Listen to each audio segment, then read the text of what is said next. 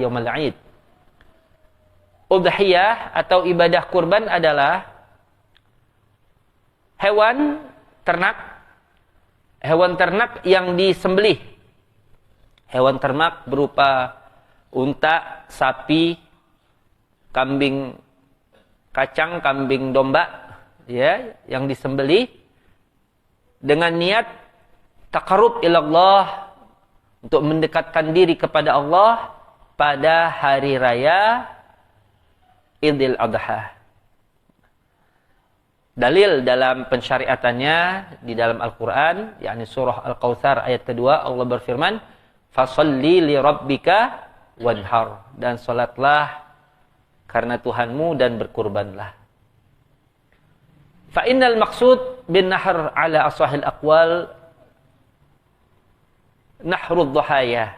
Maka sesungguhnya dimaksud dengan dan berkurbanlah, menurut kaul yang paling sahih adalah berkorban artinya menyembelih daripada hewan kurban. Adapun dari hadis banyak sekali, diantaranya hadis riwayat Al-Imam Al-Bukhari hadis ke-5245 dan juga Imam Muslim 1966. Anna Nabiy sallallahu alaihi wasallam dhaha bikabshain amlahain aqranain dhabahahuma biyadihi wa samma wa qabbara wa wada'a rijlahu ala sifahihima. Nabi sallallahu alaihi wasallam menyembelih 2 ekor kambing kibas berwarna putih bertanduk. Nabi menyembelih dengan tangannya sendiri. Nabi membaca bismillah dan bertakbir, meletakkannya beliau Rasul akan kakinya pada sisi leher daripada kambing tersebut. Jadi Nabi kalau kurban, beliau sendiri yang memotong hewan kurbannya. Ya. Kemudian tentang hukum daripada ibadah kurban di sini, dia yang pertama sunnah muakkadah, sunnah yang kokoh, yang kuat, karena Nabi tidak pernah meninggalkannya. Jadi sunnah tidak sampai jatuh wajib. Nih ibadah kurban, sunnahnya sunnah muakkadah, ya.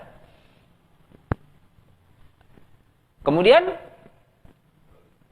dalam mazhab kita, mazhab Syafi'i, dia masuk pada kategori sunnah alal kifayah.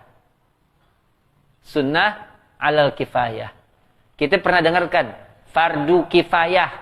Nah, kewajiban atas setiap masyarakat muslim, ya. Kayak penyelenggaraan jenazah, mulai dari memandikan, mengkafani, mensolati, menguburkan. Kalau ada satu orang yang ngerjain semuanya tuh, udah satu kampung selamat tuh. Tapi kalau nggak ada sama sekali, dosa seluruh kampung. Sunnah kifayah, kalau ada satu anggota keluarga ngerjain, tuntutan kesunahan gugur dari yang lain. Udah dapat tuh pahalanya. Tuntutan kesunahan gugur buat yang lain. Tapi sunnah ainnya tetap ada. Kalau untuk perorangan, sunnah ain tetap. Misalkan satu keluarga semuanya pengen kurban, silakan. Kalau satu orang udah cukup tuh buat yang lain, gugur tuntutan buat keluarga yang lain. Ya. Nah, ibadah kurban bisa jadi wajib. Dari sunnah bisa pindah jadi wajib. Nah, hukum begitu. Al-hukmu yaduru ma'alillah wujudan wa adaman. Nah, jadi kalau orang udah, kalau bahasa kita nih, nabang gape, tahu gape? Gape tuh, gape apa? Gapah. Gape, hebat gitu maksudnya. Usul fikihnya, kuaid fikhiyahnya, pemahaman hukumnya bagus, ya, lurus. Nah. Jadi dia bisa jadi wajib kapan? Yang pertama, ketika dinazarkan.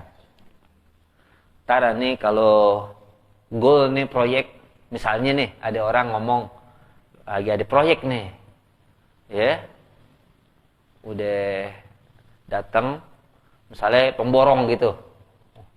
Ya, nanti kalau emang masuk berhasil dapat objekan, nah pengen kurban ini tahun 2 ekor. Ini jatuhnya bukan sunnah lagi, ini jatuhnya udah wajib. Nah, ya, itu nazar al-manzurah. Kemudian yang menjadi wajib apa lagi? Muayyanah. Ditakyin, ditentukan. Maka hati-hati. Kita yang kagak tahu kemarin, insyaallah, ya, Allah ampuni kita, Allah maafkan kita. Ditakyin begini. Hadhihi udhiyati. Ini kambing kurban saya jadi wajib. Namanya udah takyin tuh namanya tuh. Jadi kalau ini kambing siapa? Kambing saya, begitu aja.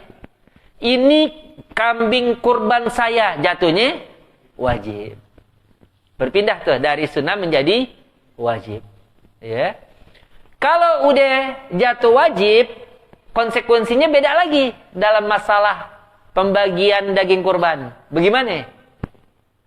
Kalau udah jatuh wajib, nggak boleh sedikit pun si pengurban makan dagingnya. Ini kalau dia jatuh wajib. Dengan apa? Tadi dengan jalan dinazarkan atau ditakyin, ditentukan. Udah kagak boleh dimakan. Dia dan orang yang wajib dinafkahi. Dia dan orang yang wajib dinafkahi. Nggak boleh. Misalnya, ada anak kita main ke tetangga sebelah nih, dia pulang. Nih, sate 3 tusuk dari mana? Dari sebelah nih, Mbak. Sate, dagingnya dari kita. Iya. Ganti 3 tuh. Kita ganti, mesti ganti 3. Tuh. Sebab nih kurban wajib, nazar dan takyin. Kalau kurban sunnah, baru. Ya. Kalau udah bicara kurban sunnah, kita yang bagus, ada yang kita ambil. Artinya nggak disedekahin semua. Sedikit deh. Kita ambil buat apa? Lit tabarruk. Nah, buat tabaruk. Sebab nih daging kurban beda. Tuh, ya. Sebab nih daging kurban beda tuh, ya. Lit tabarruk namanya. Dikit. Kalau kita mau ambil banyakan, jangan lebih deh dari 1/3. Kalau lebih dari 1/3, inti aja sendiri buat inti. Semuanya dapat inti deh. Kan kita udah niat sedekah, ya, udah niat kurban. Jadi 1/3. 1/3 lagi buat sedekah fakir miskin. 1/3 lagi hadiah buat tetangga kita, sohib kita, kenalan kita. Hati dia orang kaya, maka kalau dia orang kaya, ya, ala sabilil hadayah. Dengan jalan hadiah kalau orang kaya. Kalau orang miskin, ala sabilit tamlik. Dengan jalan hak kepemilikan, beda. Jadi kalau orang kaya dapat daging kurban, emang ada Tat? Orang kaya dapat daging kurban, ada? Habis gitu dapatnya banyak lagi, sampai freezernya kagak muat, ada? Siapa? Ustad. Kalau nu Ustad di mana masjid tempat dia ngajar dapat gak tuh? Dapat. Makanya nih kalau ada yang nawarin, mohon maaf, kagak muat freezer kita. Yang ada kita bagian orang lagi. Udah, yang ada di sana aja. Iya. Nah, freezer segini apa sih gedenya? Ya, bukan kita sok nolak, bukan. Emang kagak muat. Ya. Kalau orang kaya, dia dapat daging banyak, daging korban, nggak boleh dijual. Jadi, ya bagian lagi, sedekahin lagi. Kalau orang miskin, ala sabilit tamlik, menjadi hak kepemilikan, boleh dijual. Tuh, kalau orang miskin, sekali lagi. Maka ini hukum Kalau yang nggak ngerti hukum ibadah, bagaimana? Wa kullu man bighairi ilmin ya'malu, a'maluhu mardudatun la tuqbalu. Orang yang beramal nggak pakai ilmu, ibadahnya ditolak. Ya, jangan kayak orang sekarang S2, S-nya ada 2, setahu saya. Lihat kitab, kan ulama nih, Quran, hadis, ijma, qiyas. Lengkap dalilnya. Tuh. Apa? Kewajiban dari Allah tetapkan. Fas'alu ahla dzikri in kuntum la ta'lamun. Bertanyalah kepada ahlinya jika kalian tidak mengetahui. Begitu. Agama kagak boleh main tebak-tebakan, asal-asalan. Ah, boleh aja. Mana ada boleh aja. Boleh apa kagak? Gitu. Kalau boleh, boleh. Kagak, kagak. Nah, ya. Jadi, alhamdulillah sudah dipaham tuh ya. Bisa jadi sunnah, asal usulnya, asal hukumnya sunnah, tapi dia bisa jadi wajib. Kapan jadi wajib? Ditakyin tadi, ditentuin. Jadi kalau ditanya, ini kambing siapa? Kambing ani. Jangan, ini kambing kurban saya. Jangan begitu jawabnya. Tapi kalau orang dikagak paham, nggak tahu, nggak apa-apa. Kagak tahu, cuman kasih tahu. Bang, inti jangan ngomong ini kambing kurban saya. Emang kambing kurban saya? Kan gitu. Bukan, inti ngomong begitu, jadi wajib kurban inti ntar. Kurban inti jadi wajib. Ya. Emang ada dalil, ini kitab ini. Yang susun 3 doktor. Wilayah Syam, Ahlus Sunnah wal Jamaah, mazhab Syafi'i.